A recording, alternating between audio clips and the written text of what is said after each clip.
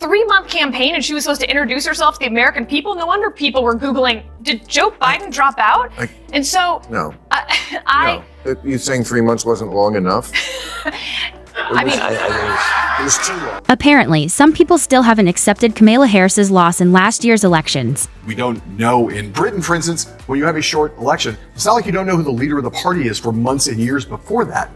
But you're either the person who's Googling the day before, did Biden drop out, or you know in a week. You know, did anyone in this audience not know enough about Kamala Harris pretty much after a week? It's been 8 months, and believe it or not, there are still folks blaming everything under the sun except Kamala herself. But Bill Maher isn't buying it. He's made it clear she deserves her share of the blame, and he didn't hold back. When a few overly loyal Democrats tried defending her on his show, as always, hit that subscribe button and turn on notifications. Let's get into it. The candidates, especially the Democrats, do to get voters annoys them. The constant texting. Did you get the texts like from Tim Walz every 5 minutes and like always begging for money and knocking on doors? Or we've got people knocking on doors.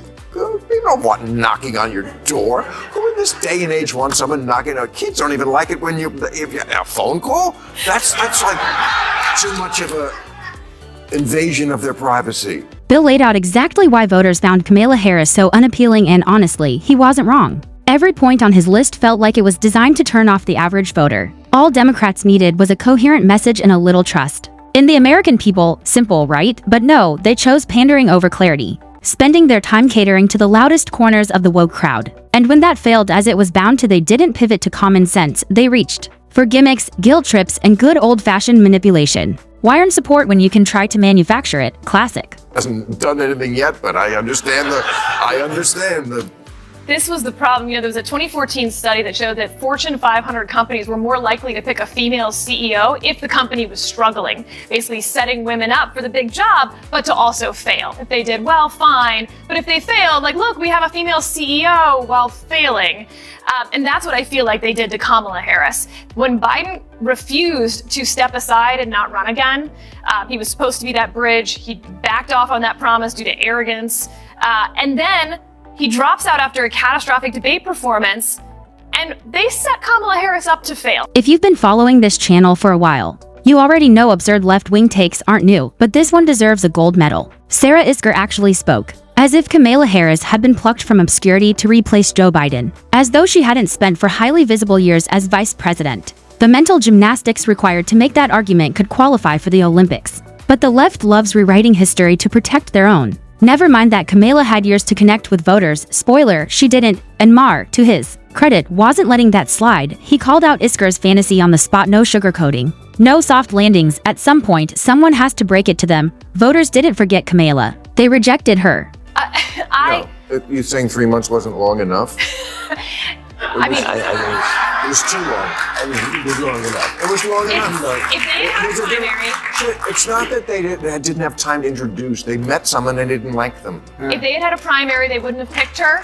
And if they had, That's she would have been different. able to Yes. rough out those edges. That then she basically has to start from scratch with a campaign team she didn't hire that didn't like her. Right? It was his team. And so I wonder if that next Democratic person, maybe someone's not even on our radar yet. Because frankly, when you look at the history of who's, there's 2 types. The one who waited in line, who was next in line, and then there's the one who comes out. That's Obama, that's Clinton, that's Reagan to some extent. Sarah Isker clings to the tired, set-up-to-fail storyline, painting Harris as some kind of tragic political martyr in her telling. Democrats knew Biden's campaign was sinking. So instead of letting another old white man take the hit, they threw Kamala under the bus. Please, the reality? Harris enjoyed years of media worship and softball interviews. She arguably had the smoothest path to power among Democrats at the time. Her problem wasn't identity, it was a party obsessed with turning every topic into a woke talking point. They didn't empower her, they shackled her with tone-deaf pandering. In the end, it wasn't sabotage that doomed her, it was the message, or more accurately, the total lack of one. I'm gonna side with Sarah about this one thing.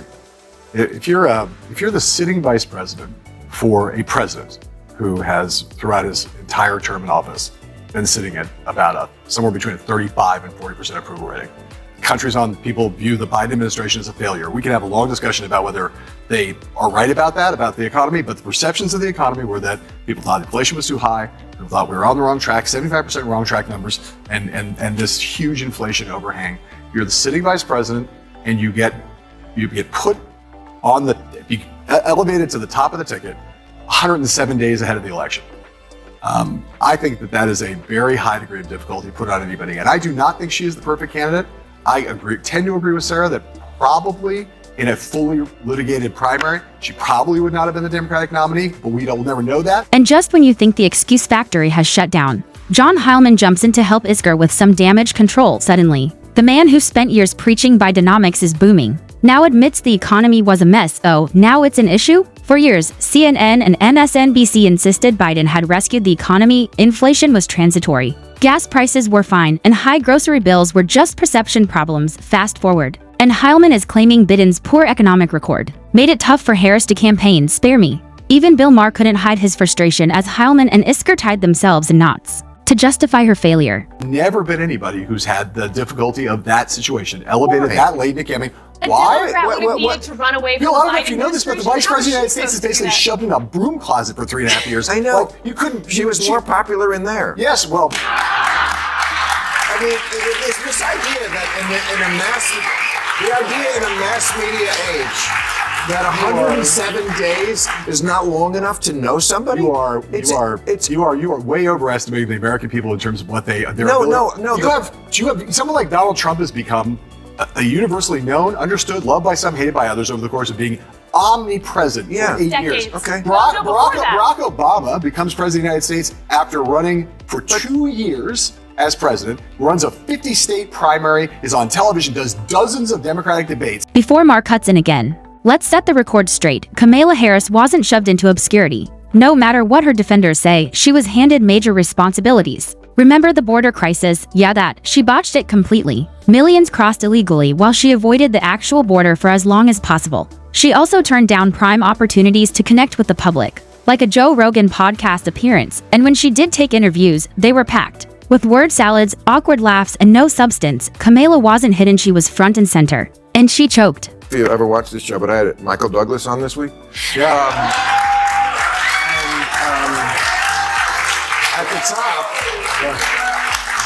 we were talking about this, and he made a very good point that every other country in the world can do it in months, sometimes weeks. Why can every other country do it in that short a period of time? Are they all that so much brighter than America? I don't think so. Well, Mostly parliamentary. I mean, there's like literal reasons, right? We don't have a parliamentary system. I mean, we also have a First Amendment. We don't make people campaign this whole time. The American people want to give them $20, and so they can afford it. I mean, small dollar donors are arguably the worst thing that's happened to our politics, as it turned out. It's a small dollar donor didn't make $20 billion. no. A lot of it. Sure, Harris started with momentum media hype, history-making headlines, and a solid spotlight. But her party's obsession with woke culture crushed any real connection with everyday Americans. Voters struggling with inflation and gas prices didn't want lectures on pronouns and privilege. Harris wasn't distrusted because she's a woman or a woman of color. She became the face of everything voters were tired of. Meanwhile, Trump, love him or hate him, was out promising lower inflation, a stronger economy, and less culture war drama. He was blunt, relatable, and too many. A safer bet than Kamala's vague slogans and nervous chuckles. You're either the person who's Googling the day before, did Biden drop out? Or in a week. Did anyone in this audience not know enough about Kamala Harris pretty much after a week to make a decision? Yeah, people. And How it's are you gonna ridiculous. enforce We just get sicker of them. what? So How are you going to tell people they they say can't the talk same about stupid- politics? What? How with free speech that I know you love? Yeah. How are you going to limit people's ability to run for office? I'm not limiting. We're not making a law. Bill, are you- Is there somehow Of course. ability to Are you reduce money trying- involved Get in rid of politics? super PACs by making it Oh. no limits, full disclosure. 24-hour disclosure. We could should fix have democracy instant in a minute. disclosure. Get rid of gerrymandering. Get rid of money in politics. Wait, get rid of it. You're not Get rid of gonna the get rid of electoral it. It's college. water. No, none of that is. We're going to keep working with this constipated system that we live with. Maher made a point that seemed to fly over some heads in today's world of 24/7's media and viral clips. It only takes a minute to understand who a politician is. Trump's win wasn't about celebrity, it was about the message, Make America Great Again, was short, memorable, and powerful. It resonated. Now, name one message from Kamala Harris with half that punch. Exactly, you can't. Her campaign was all image, no substance, just empty phrases, filler laughs, and no vision. Your contention is that no people were late deciders in the election. No, they Nobody were. I decided- talked about them last week. Right, Christmas Eve shoppers, so those I people, call so those people apparently needed longer than 90 they days. would have been undecided. Always going to be. Exactly. They were always That's why I call them. I called them, John, I said this last week.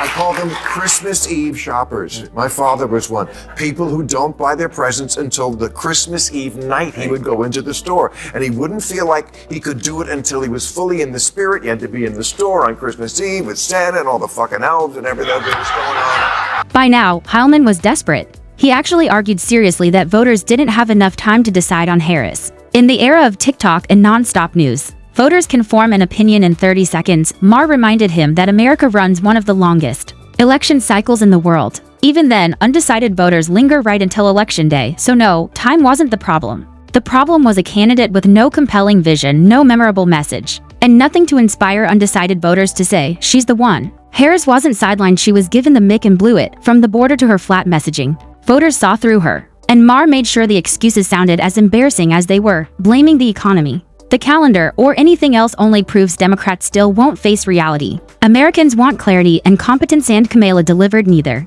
That's the truth. If you're tired of media spin and political coddling, hit like, subscribe, and stick with us. We keep it real, cut through the noise, and hold power accountable. See you next time.